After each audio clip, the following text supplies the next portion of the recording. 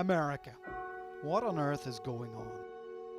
Its public debate has been dragged into the gutter with two candidates that seem to spend more time talking about lurid allegations than they do real policies. Corruption, intrigue, deleting emails, groping women, lies and deceit. Trump versus Clinton has exposed a massive gulf in US society, one that could have implications for the rest of the world for decades to come. She can be cold, and she can be distant, and she's bloody tough. No matter who wins, it appears that America itself is changing. He actually stood over here on the 18th green, and with his two hands in his pockets, he turned around and he said to me, "This place is heaven." That man has no interest in Ireland or the people of Doon Bay. Tonight, Insight takes a look across the Atlantic and asks, should Ireland be bracing itself?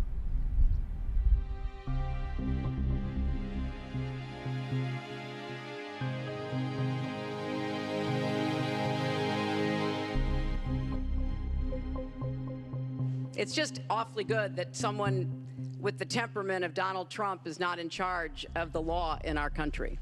Because you'd be in jail. I could be presidential. We have seen him insult women. This was locker room talk. A lot of people are worried that maybe they wouldn't have a place in Donald Trump's America. Chop off the heads, drown people in these big cages. I will be a president for all of our people. But I do question her judgment. She calls our people deplorable. And we're going to have a thing called extreme vetting. Donald Trump can't even handle the rough and tumble of a presidential campaign. You delete 33,000 emails. It was a mistake. We weren't expected to win too much, and now we're winning. Donald Trump is being used as a recruiting sergeant for the terrorists. We have a very divided nation. Let's not be too po-faced about it.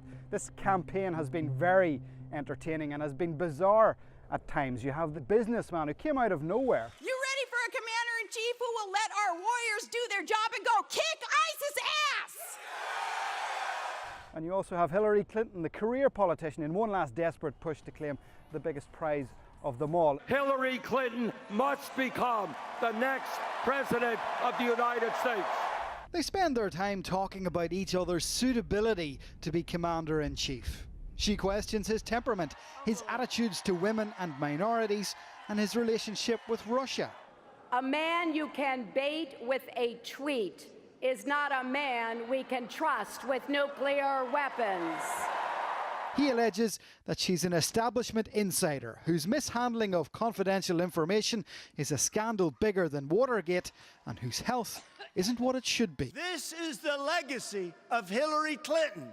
Death, destruction, terrorism, and weakness. We're in the closing stages of the nastiest political presidential election in history. I think Trump's face. He's unfit, and he proves it every time You he are talks. the one that's unfit. Wait. From everything I see, has no respect for this person. Well, that's because he'd rather have a puppet as president of the United States. No puppet. And it's pretty clear. You're the puppet. It's pretty clear. It is the perfect storm of an extraordinarily clever reality television star who had the sense to tap into the worst polarization in American politics, certainly of the last 100 years. We will build a great wall along the southern border, and Mexico will pay for the wall.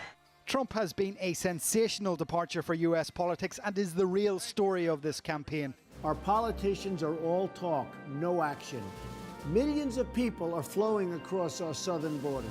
His big ideas like building a Great Wall and the extreme vetting of Muslims has tapped support among tens of millions of Americans. He has also targeted immigrants, African Americans, Latinos, people with disabilities, POWs, Muslims, and so many others. With all the toxic controversy he has generated for himself, it begs the question, why has Hillary Clinton been unable to shake him off? It's because she is the second most reviled politician in the last 50 years.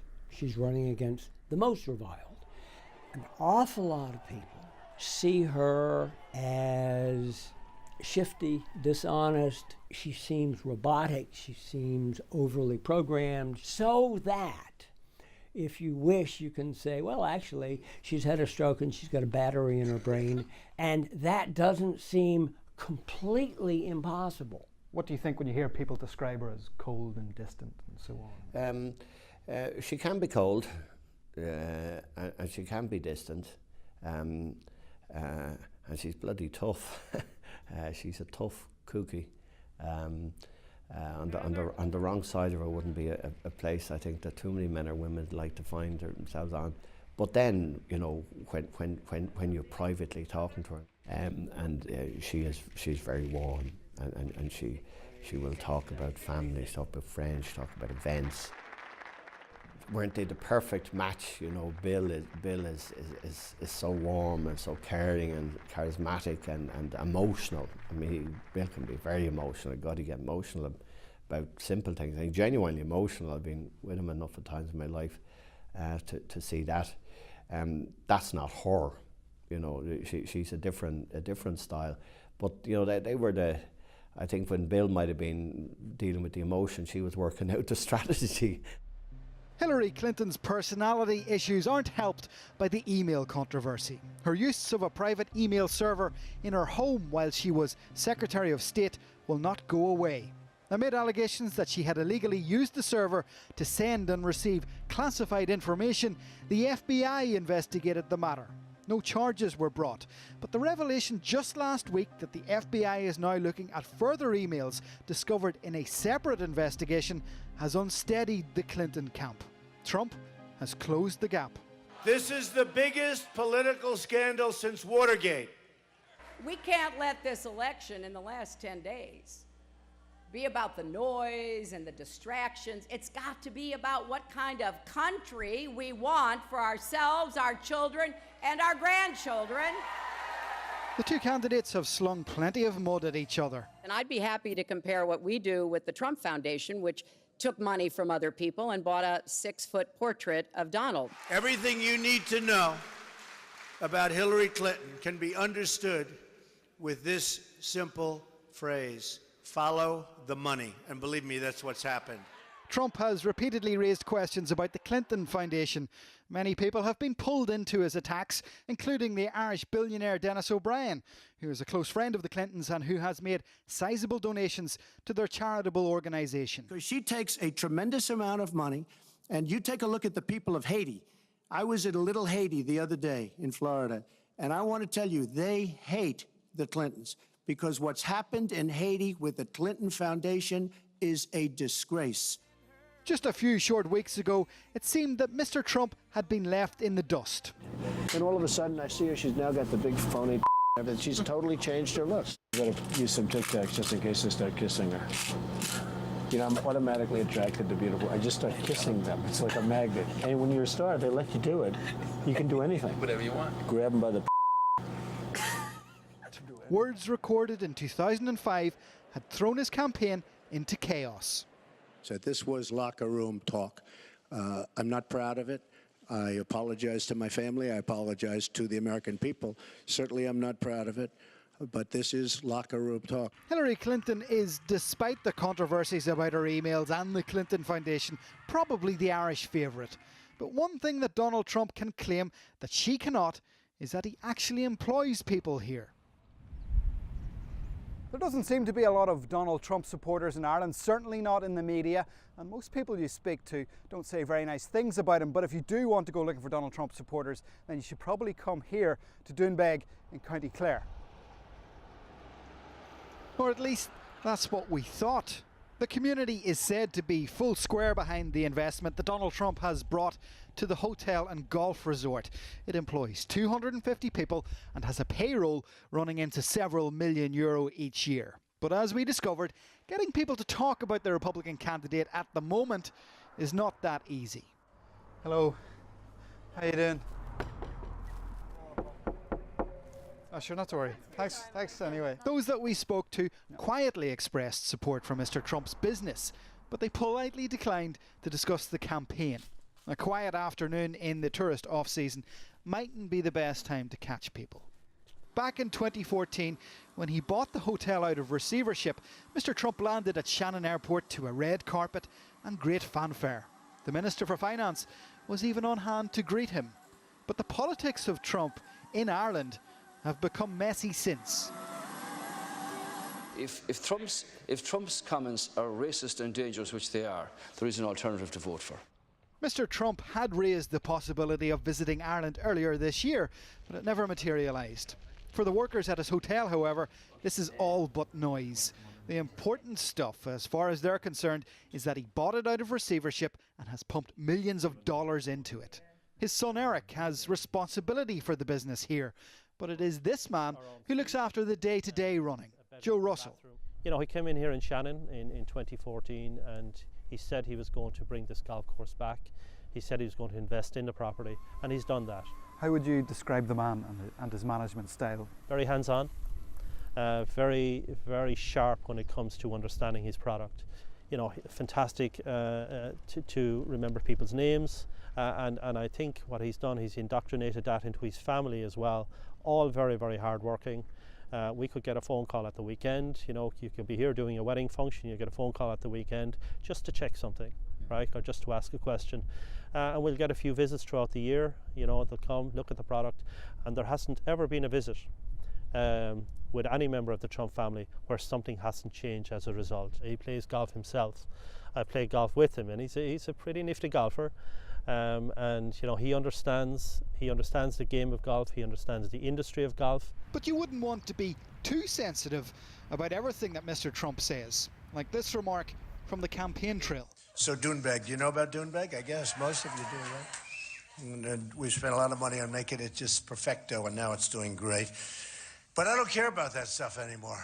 That's like small potatoes, right? My reaction when I saw it in the media, I actually saw the live feed, and in the context that it was said, it was certainly taken out of that context, so to speak. Basically, he was saying, you know what, I'm going for a bigger job now, and that's the context it was said in. He actually stood over here on the 18th green in May 2014, after he had bought the property and visited on the first occasion, and with his two hands in his pockets, he turned around and he said to me, "This place is heaven." Mr. Trump's attention to detail will be tested here soon.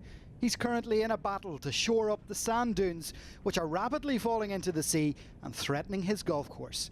His beach augmentation plan has been compared to a wall, with objectors saying it will limit access to the beach and destroy the dune ecosystem. What's been proposed is beach augmentation. It has nothing got to do with a wall per se. As we all know, a wall that in many instances is designed to keep people in or keep people out. There's a perhaps understandable reticence to get into the finer details of the presidential campaign. Joe Russell says his staff are concentrating purely on the job. So we're aware of what's going on, but for us, we need to remain focused on our own business. We need to remain focused on what it is that we can do to keep this place driving forward. That's what I mean. There's $5.5 million gone into that golf course since he took over. That's not small money. Like that's good money. Coming up, we look at the potential long-term implications of a changing America for Ireland. Will US trade policies change? And with Brexit coming, will the White House be there to help?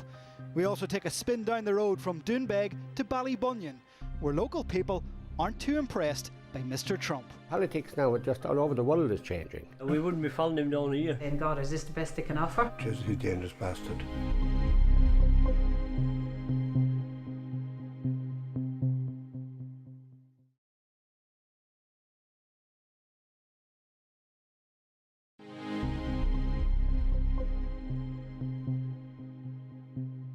They've been beating the hell out of each other for months and months, and next Tuesday, America decides on whether it wants Trump or Clinton.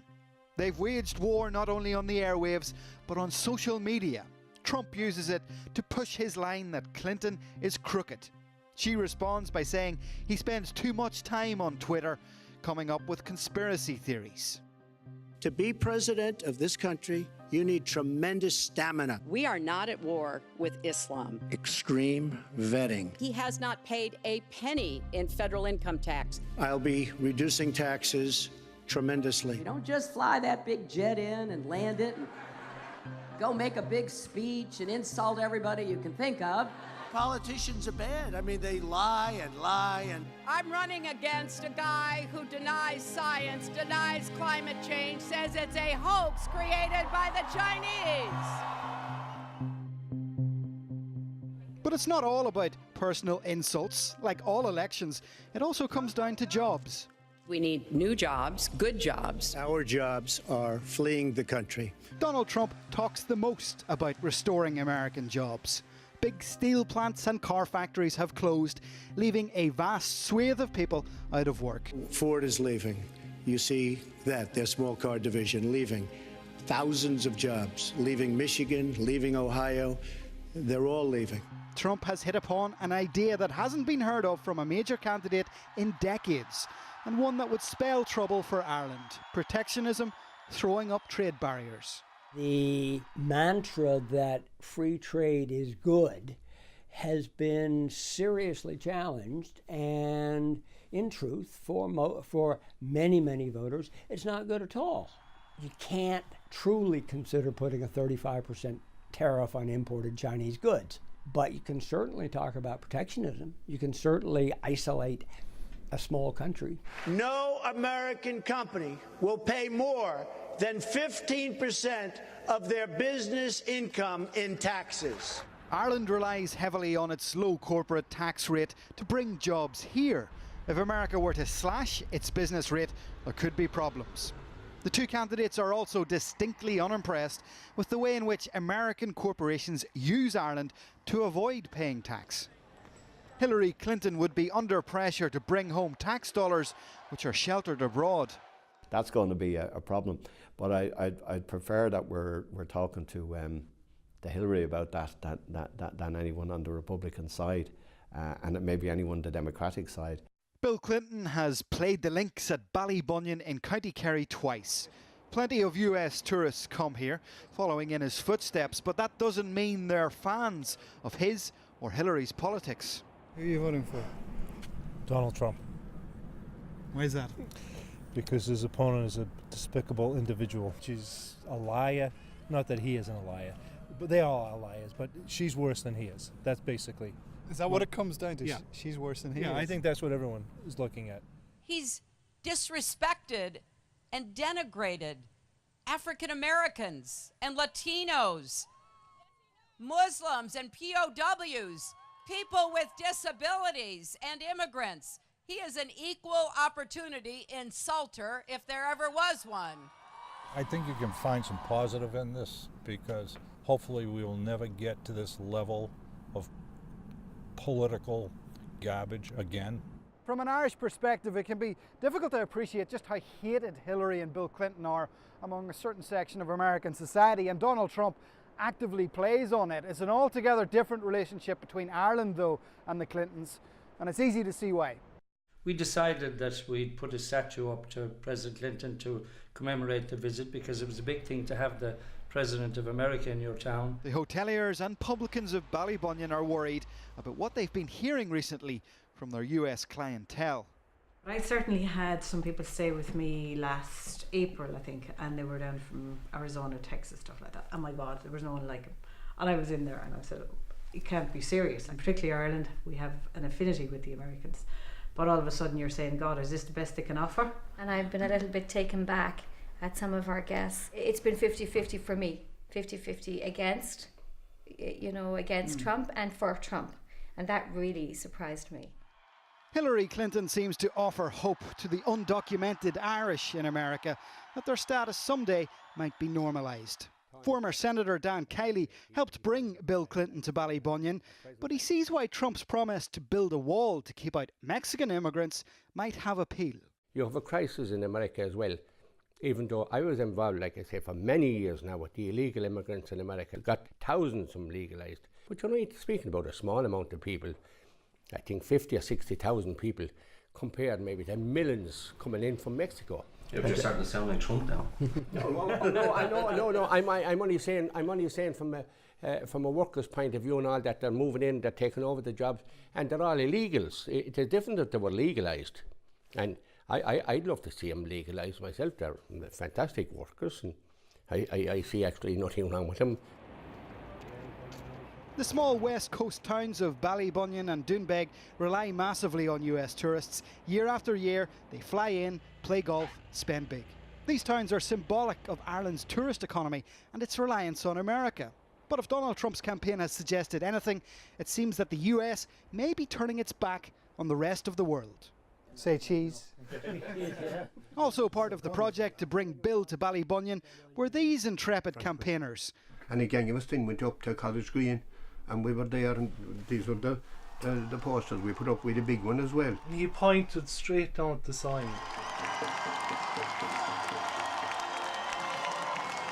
It's probably not surprising then that they view Mr. Trump's Doonbeg investment with some scepticism.